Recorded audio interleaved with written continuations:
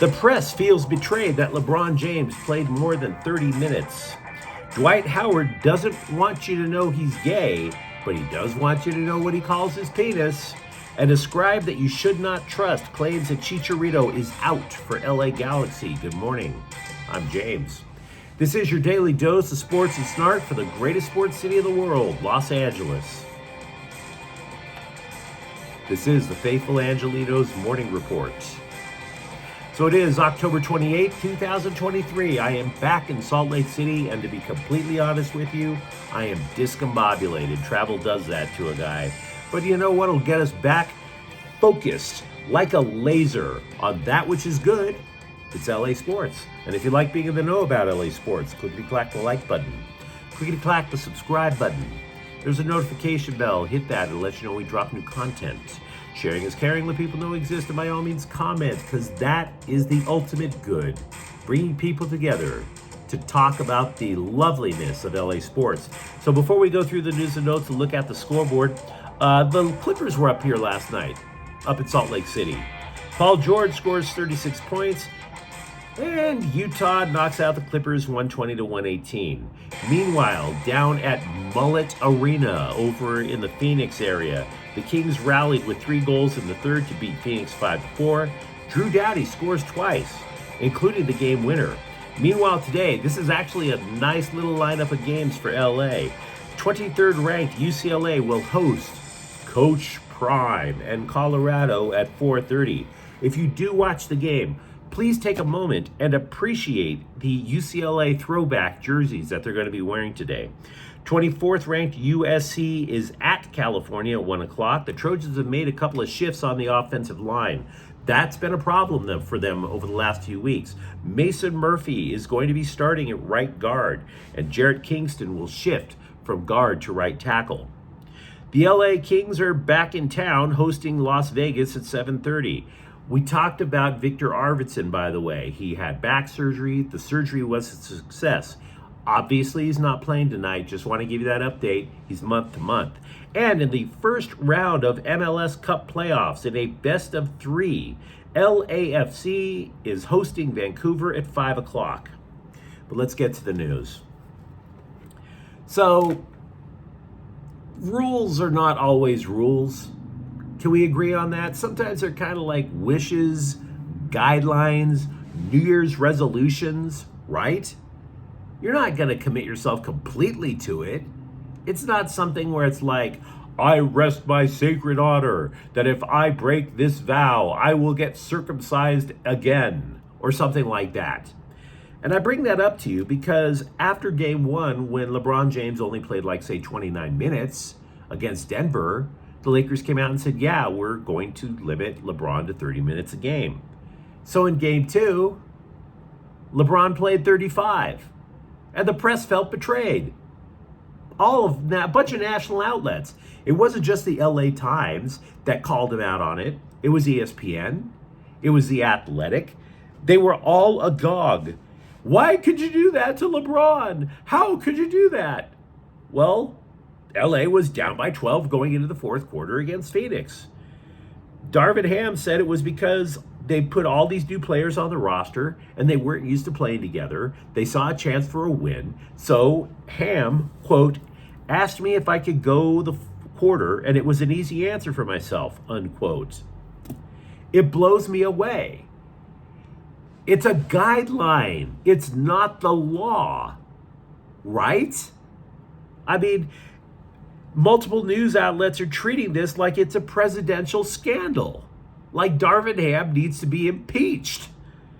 It's 5 minutes in a basketball game, guys. It's not January 6th. Lighten up. Oh my God, he got out there for 5 extra minutes. Ah. The Lakers, I swear to God, the scribes look for excuses to cause drama with that team. Speaking of drama, former Laker Dwight Howard just laid down the law about his wood. Or maybe he laid his wood out on the law. Either way, we'll talk about it. You might recall that he is getting sued for sexual assault by a dude. We were talking about this earlier this week. And this led to one of the greatest and creepiest sports quotes I will ever read.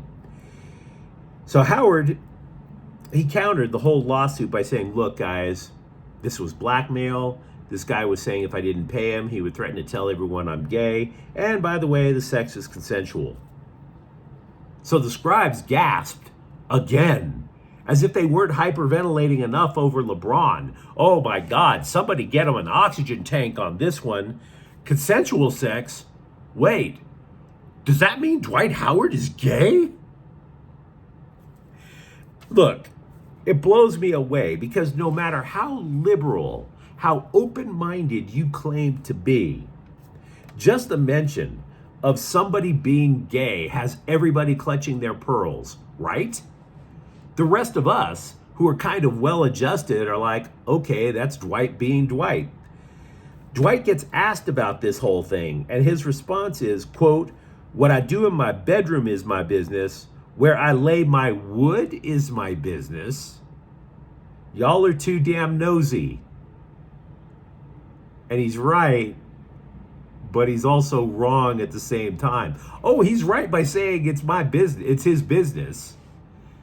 But dude, it's wrong when you're telling people that you're calling your penis about where you lay the wood. Where I lay my wood is my business. Guys, it's the damnedest thing about Dwight Howard. Throughout his entire career, he'll do something where you're like, that is right. If you can do that consistent, that would be good. And then he follows it up by doing something that is like a one-way ticket to the Megan's Law website. You went out in public and said, where I put my wood is, you call it your wood? That is the best nickname you could come up with for your penis? Really? My private life is private, but let me tell you how I describe my penis. It's the wood. Dwight Howard. I can't stress it enough. It's not the gay. It's the telling everybody that you call your penis the wood. And don't tell me when you get turned on, you lit the wood on fire. I don't want to know. Nobody wants to know. It is your private life. You win. Just don't take that extra step. Fernando Cavallo's profile says that he works for Fox Sports. There is a LinkedIn pic with a Fox Sports logo and him. And it also says that he works for Fox Sports on his Twitter file. You know what each of his tweets say about soccer? Each of his tweets say underneath, quote, be careful with the information from Fernando Cavallos. Even his own tweets have to come with disclaimers that you can't trust it? And he works for Fox Sports.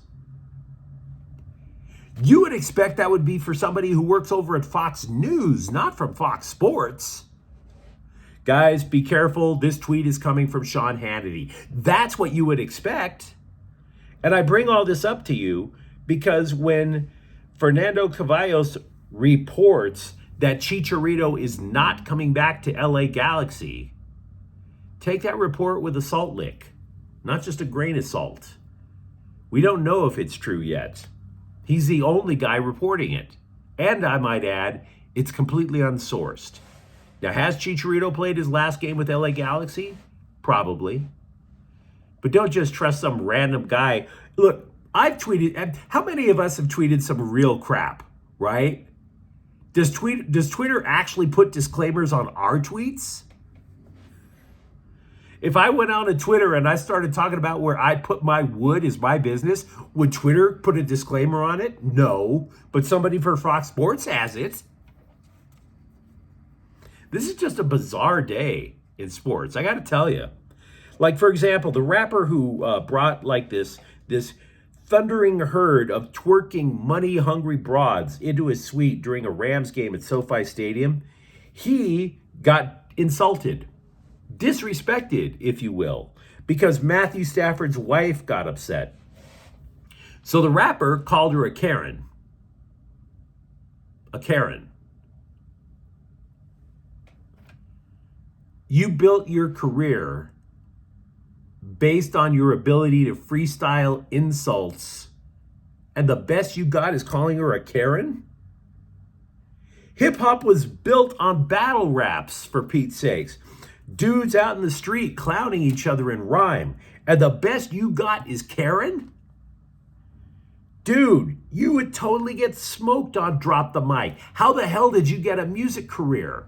The best you got... Matthew Stafford's wife, who I've never met, literally represents everything the hip-hop industry despises. Cute, tiny, blonde, white chick, has a family, totally stable life, and the best you could come up with is calling her a Karen. I don't get it. Dude, if you ever get invited to drop the mic, just don't drop the mic.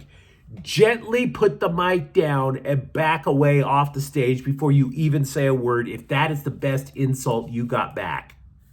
Eminem is rolling over in his grave over that right now. Called her a Karen. Come on, man. That insult is so 2015. I think honestly, I'm starting to think that part of the reason that LAFC signed Italian legend Giorgio Chiellini is because he's kind of deranged. Doesn't he give you that vibe? Getting up in Ricky Puig's face after a Gold Cup game, a meaningless Gold Cup game, and some of the fouls that he commits makes you think he's a little bit off his rocker. He's kind of like the coach who tries to convince you that the difference between you and a high school wrestling championship is just one more burpee. Anyway, you might have noticed how all of the LAFC players are bitching and complaining about having to play extra playoff games in order to defend MLS Cup. And frankly, I can understand where they're coming from. You know one person who doesn't understand where it's coming from? Giorgio Chiellini. He's going to the Times and he's saying, quote, "Can we do it? Yes, it's a big challenge for us." Meanwhile, everybody else is trying to shoot energy, just trying to mainline energy drinks into their legs so they can run because they're tired. Chiellini is like, "Yeah, give me more." I wouldn't be surprised if everybody just piled on Giorgio Chiellini, said to hell with your legend over at Juventus, and just beat the hell out of him for that. I'm just saying. I'm not saying I predict dissension in the LAFC locker room. I'm just saying it wouldn't surprise me. I read a league-wide assessment on the use of designated players, by the way, in MLS this last year. It was a report done in The Athletic. And I'll be honest with you, I did not accept a lot of what was written about the effectiveness of each team's designated players. For example, The Athletic, they hired these people who created a stat, and that's always a bad start. When you create a stat just to, quote, fit a narrative, unquote, that's just not good journalism. This stat is now called cumulative G+, which sounds like cumulative C crap, right? I'm sorry. Just because you make up a metric does not make it holy writ, particularly if you're trying to justify Douglas Costa's contract and say that it added value to the Galaxy. No, stop it. Just stop. But there was one comment in the story that made me think, and I want to ask you about it if you watch a lot of MLS. The writer noted that nobody in the league just rolled out 3 stud DPs. Right? This isn't the day of David Beckham, Landon Donovan, and Robbie Keane. Nobody aces their DPs. So we Galaxy fans have been saying, yeah, the Galaxy got to nail their DPs. The Galaxy got to nail their DPs. Maybe they can't. And it's not just simply because it's a Galaxy, it's because nobody nails all 3 of their DPs. And even LAFC didn't nail all 3 of its DPs. First of all, they only used 2, not 3. You could definitely say they nailed their DP with Dennis Bouanga, right? But Carlos Vela's production fell off the map this year. 9 goals is okay. It's pretty solid, but it's not DP level, right? So even LAFC didn't nail all 3 of their DPs. Does that signal for a change in the way MLS does business? Finally, USC basketball is uniquely loaded this season. When was the last time you could say that the Trojans have more talent than the Bruins? I straight up don't know if that's ever happened, but there are only so many touches to go around when you have that much talent. Isaiah Collier, Bronny James, Vince Iwuchukwu, Boogie Ellis. So who gets the booty end of the stick? Who gets the short shift? It's probably going to be DJ Rodman. A Sports Illustrated analyst explained that Rodman will likely have to do his rebounding best, just like his legendary father Dennis, and be extremely optimistic, opportunistic, I should say, just so he could have a chance to get 6 points. There's only so many shots to go around with USC. But you let me know what you think of the comments thread. Talk to me about Dwight Howard, but try not to talk to me about his penis.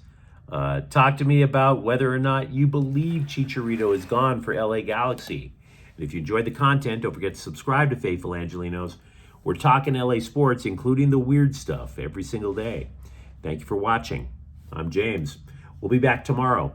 Faithful Angelenos is a Quian Corte El Queso production. Take care.